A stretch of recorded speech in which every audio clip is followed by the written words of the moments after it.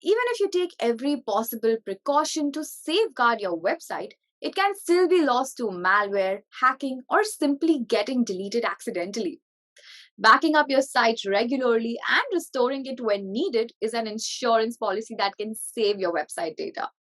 Hi guys, this is Jaswin Valia from Team Learn Today, and in this SOP we will learn how to restore your WordPress website using a backup created with the help of UpdraftPlus plugin. So without further ado, let's get into the video. In order to restore a backup that you have taken from UpdraftPlus for your WordPress website, first of all, what you need to do is look in your left sidebar and go to Settings. From Settings, you will find UpdraftPlus Backups right here. You can go ahead and click on that. And once you come, if you remember in the last SOP, we had taken a backup.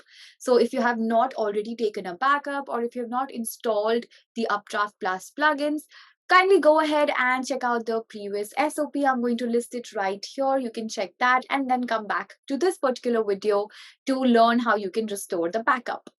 All right, so as you can see, we have our database, plugins, themes, uploads, and everything else right here. We have taken the backup data.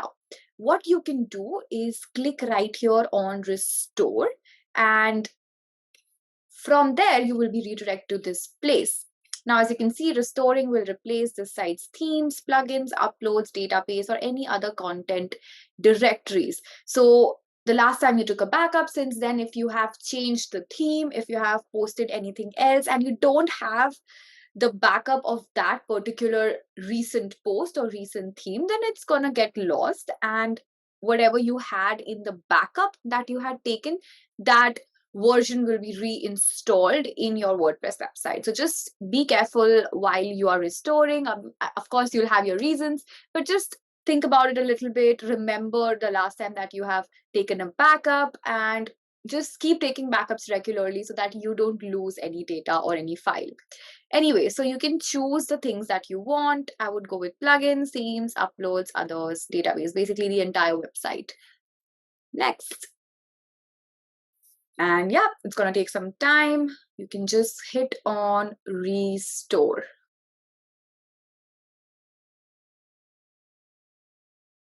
All right, so once the restore is successful, all you need to do is click on Return to UpdraftPlus configuration.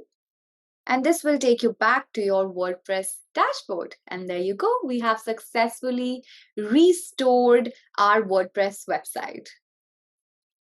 Thanks guys for watching the entire video. I hope this video was helpful for you guys to restore the backup of your WordPress website. If you have any suggestions, any queries, feel free to put them in the comment section down below. And of course, if you have any videos that you would like to see on the Learn Today channel, feel free to tell me about it in the comment section.